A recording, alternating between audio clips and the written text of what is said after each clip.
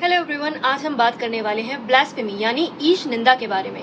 Currently दुनिया में 25% ऐसे नेशंस हैं जो ब्लास्फेमी को एज एन ऑफेंस पनिश करते हैं और इनमें से 2 कंट्रीज ऐसी हैं जो ब्लास्फेमी के लिए डेथ पेनल्टी प्रिस्क्राइब करती हैं and those countries are Iran and Pakistan.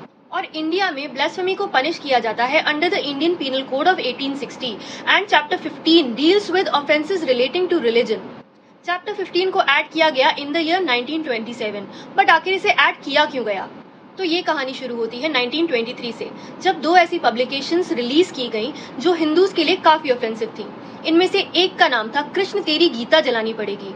It contain a lot of derogatory remarks for Shri Krishna. और दूसरी पब्लिकेशन जिसका नाम था 19वीं सदी का महर्षि, जो स्वामी दयानंद सरस्वती जो कि आर्य समाज के फाउंडर थे, उनके खिलाफ वल्गर और डेरोगेटरी रिमार्क्स पब्लिश करती है। और इन्हीं 2 पब्लिकेशंस के रिस्पॉन्स में महाशय राजपाल जो कि एक पब्लिशर थे, एक सैटारिकल वर्क अनोनिमसली पब्लिश करते हैं और इसके ऑथर एक्चुअली पंडित चामुपति थे, पर इस वर्क को अनोनिमसली पब्लिश किया गया सो दैट पंडित चामुपति की लाइफ को कोई खतरा ना हो। इस पब्लिकेशन का नाम था दूध का दूध और पानी का पानी। और इसी पब्लिकेशन से मुस्लिम्स बहुत एनरेज हुए। इनफैक्ट महात्मा गांधी ने भी इस पब्लिकेशन को अपने पैम्फलेट यंग इंडिया में कंडेम किया। However, he did not condemn the earlier works of the Muslims. ध्यान देने वाली बात यह है कि इस समय ब्लास्फेमी को as a criminal offence IPC में नहीं डाला गया था। Since blasphemy was still not a law, तो कोर्ट में केस फाइल किया गया under section 153A of the Indian penal code which deals with promotion of enmity between religious groups. पर महाशय राजपाल को सभी चार्जेस से कोर्ट के द्वारा अक्विट कर दिया गया और इनफैक्ट कोर्ट ने यह भी कहा कि किसी हिस्टोरिकल फिगर पर कमेंट करना on the basis of facts can not be considered promoting enmity between groups. After this verdict, the Muslims came out on the streets and mobs and rioting was happening in the streets and they wanted Mahashay Rajpal's head on a pike.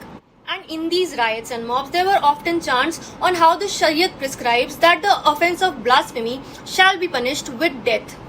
और इसी सब के चलते 1927 में पास किया गया section 295A which deals with deliberate and malicious acts intending to outrage religious feelings of any class.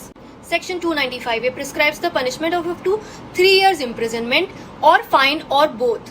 पर 1927 में after passing of this law महाशय राजपाल पर 2 जानलेवा हमले हुए। हालांकि 1927 में हुए ये 2 हमले अनसक्सेसफुल थे, पर on April 6, 1929, a 19-year-old carpenter by the name of Ilmuddin killed Mahashay Rajpal by stabbing him 8 times in the chest. महाशय राजपाल के अगेंस्ट चल रही कोर्ट प्रोसीडिंग में कई बार उन पर प्रेशर बनाया गया कि वो ऑथर का नाम बता दे, पर उन्होंने ऐसा नहीं किया और पंडित चामुपति का नाम नहीं बताया और शायद इसी का प्राइस उन्होंने in the year 1929 with his life पे किया। नाउ लेट्स टॉक अबाउट कि इंडियन पीनल कोड के ऐसे कौन से सेक्शंस हैं जो ब्लास्फेमी से डील करते हैं। So number 1 is section 295 which talks about injuring or defiling a place of worship. And the intention under section 295 has to be that of insulting the religion of any class. Section 295 prescribes the punishment of up to 2 years or fine or both.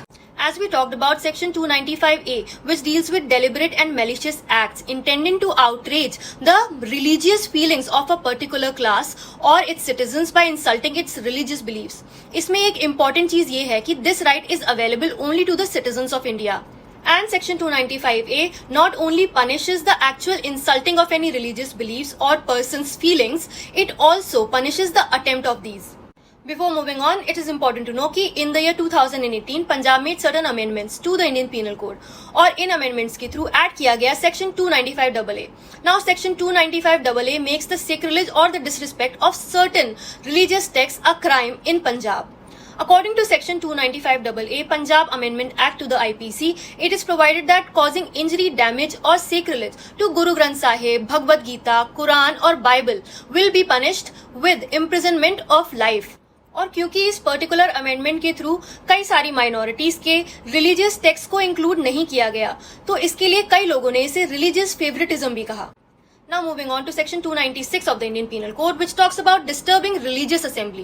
Religious assembly को अगर कोई voluntarily disturb करता है और अगर वो religious assembly lawfully engaged है और the performance of ceremonies or the assembly is lawful, तो इसके लिए किसी व्यक्ति को 1 साल तक की सजा या फाइन या दोनों हो सकता है। Section 297 punishes the trespassing of burial places with 1 year of imprisonment or fine or both. और सेक्शन 298 पनिश करता है uttering words with deliberate intent to wound the religious beliefs or feelings of a person with imprisonment of 1 year or fine or both.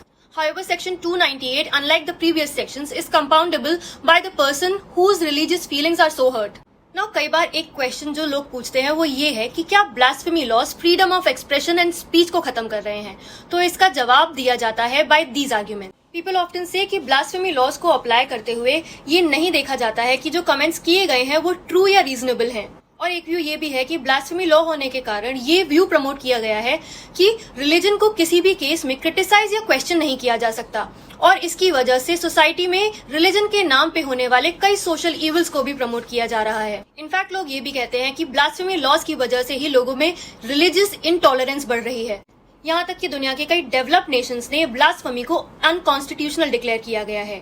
1952 में the US supreme court declared it as unconstitutional. 1995 में इसे Australia में abolish कर दिया गया और 2008 में UK ने अपनी फ्रीडम ऑफ स्पीच को एक हायर पेडिस्टल पे रखा rather than religious rigidity.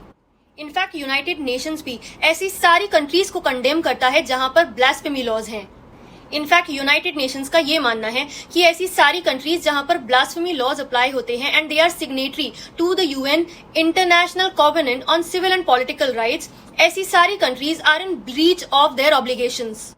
United Nations also admits that blasphemy is used as an instrument to oppress the rights of an individual to express their views. Many people across the world say that blasphemy laws are used by countries arbitrarily in the name of religion to persecute minorities, and words like Islamophobia are thrown around to intimidate other religions and justify social evils. And they are often used to promote the degree of seriousness with which a issue needs to be addressed. We all know कि laws का use और misuse दोनों होता है, और ऐसा ही कुछ blasphemy laws के बारे में भी कहा जाता है।